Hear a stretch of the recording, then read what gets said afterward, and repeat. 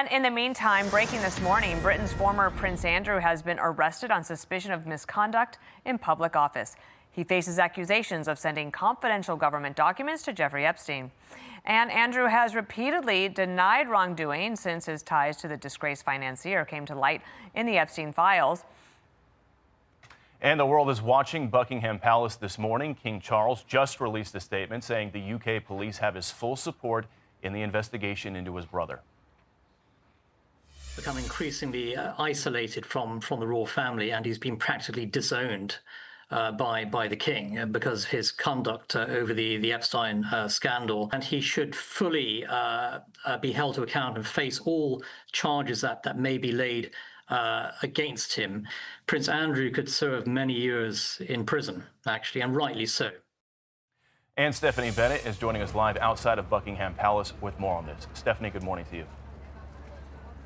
Good morning. A lot to dive into as well. What's significant about all of this is the urgency. He was arrested. It wasn't an invitation to come down to the police station to give more information or for an interview. So it just shows that he is being treated like anybody else would in this situation. Now, we heard from the Deputy Prime Minister. He spoke to the BBC and said nobody in this country is above the law. An arrest also means that police can now search his home and possessions, which they are doing right now. We're not sure where he is, but he is likely being held in a police cell, and in most cases suspects are held for 12 to 24 hours and are then either charged or released pending further investigation. He has been arrested on suspicion of misconduct in public office over allegations he sent confidential government documents to Jeffrey Epstein. Thames Valley Police did not name Andrew directly in their statement as per national guidance, but said they are carrying out searches at addresses in Berkshire and Norfolk. Now, Andrew Mountbatten Windsor, of course, is King Charles III's younger brother. The king released that statement saying in part, quote, "What now follows is the full, fair and proper process by which this issue is investigated in the appropriate manner and by the appropriate authorities. In this, as I have said before, they have our full and wholehearted support and cooperation. Let me state clearly, the law must take its course." Earlier, it was reported that multiple unmarked police cars and plainclothed officers had arrived at Wood Farm on the Sandringham estate. This happening in eastern England around 8 a.m. local time, where Andrew now lives, of course, after being forced to leave Windsor's Royal Lodge after he was stripped of his titles. But we're also hearing from the family of Virginia Giuffre, who was an advocate for survivors of sex trafficking and one of the most prominent accusers of Jeffrey Epstein. Andrew, of course, has not been arrested for anything surrounded her. But in a statement from her family, they said, quote, "At last, today our broken hearts have been lifted at the news that no one is above the law, not even royalty. On behalf of our sister, Virginia Roberts Giuffre, we extend our gratitude to the UK's Thames Valley Police for their investigation and arrest of Andrew Mountbatten Windsor. He was never a prince. For survivors everywhere, Virginia did this for you." Now, Andrew has always denied any wrongdoing, and today it marks his 66th birthday. Bill, Dana?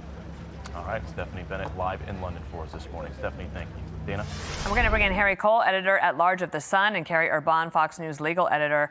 Let me just go to you first, Harry. What's it been like today? Because it felt like an earthquake over here, so I don't know what it felt like where you are at the epicenter. I know. I mean, as a man that works in tabloids over the years, we use the word bombshell a lot, but just to put this in context, this is the first time a member of the royal family has been arrested since King Charles I was detained at the height of the English Civil War in 1647. So it's hard to sort of downplay the seriousness of this scandal that now really is engulfing the royal family. Not since the hours and days after the death of Princess Diana or the abdication crisis in 1937 would I say that the institution of the monarchy has been rocked in such a fashion. Okay, and Kerri, can I put up here for everyone to see? These are the potential legal ramifications. So he was arrested on suspicion of misconduct in public office. He can be held a maximum of 96 hours before being charged or released. If it were to go to trial, it would be heard in the UK's Crown Court. The potential sentence is life in prison. Could it actually get to that? You know, when I was watching this news break this morning, I was thinking, Andrew is the Hunter Biden of the royal family. And I say that because what he's accused of, in part, or at least from the reporting, is pushing confidential information to Jeffrey Epstein. And the heart of this case is going to be was this conduct, was this giving of this confidential information to Epstein, is it serious enough that it threatens the public trust in the institution itself? And if you look at the documents, you can go on the Department of Justice's website and you can see some of the information. Now, we don't know for sure if this is what the information is, that the arrest is over, but there are some emails to Epstein where he gives him some reports of trips to foreign countries, and he talks about possible investment opportunities there. So in Afghanistan, for instance, he's talking about minerals. And interestingly, though, Dana, he does say something like, I'm going to circulate this to my circle. I'd like your thoughts. Unfortunately, the Gates Foundation doesn't do anything in Afghanistan. And so these are the kinds of things I would imagine the UK court is going to take into consideration, because it's going to hinge on how serious a breach of duty was this. Is the public trust threatened by what he did? Was there harm? And was this information, though, inherently confidential? And that will be an interesting, I think, case study, really, given the significance that this hasn't happened before in the royal family. Harry, it's his 66th birthday. Londoners were asked this morning how they felt about it, so watch here.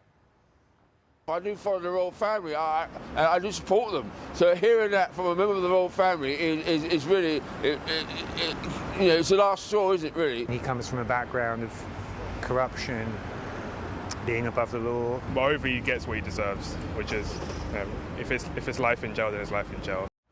How does it work? Would he be retaining a lawyer? And how does he pay for that? Because he's been stripped of a lot of his responsibilities, his titles, everything else, even his home. Well, that's the contradiction at the heart of all of this. The king has moved very quickly to say he's cooperating with law enforcement. He'll do everything he possibly can to aid and assist the investigation. But at the end of the day, Andrew is still living on a royal property funded from the king's private allowance, which indirectly is funded by the British taxpayer. So, yes, he's been stripped of his titles. He's been stripped of his home. He's now living in a cottage rather than a big mansion. But I do really wonder, as Kerri said there, the legal bar is very, very high for prosecution. But I wonder how much more the British public will tolerate this sort of leech essentially living on the public purse, and whether perhaps actually one day we will see him, if not in a jail cell, leaving the United Kingdom for good. All right. Well, we appreciate you both. Thank you for sticking with us during the president's speech. As this news broke this morning, we wanted to have you on. Kerri Urbahn and Harry Cole, thank you so much. Thank you. Thank you. Hey everyone, I'm Emily Campagno. Catch me and my co-hosts Harris Faulkner and Kaylee McEnany on Outnumbered every weekday at 12 p.m. Eastern, or set your DVR. Also, don't forget to subscribe to the Fox News YouTube page for daily highlights.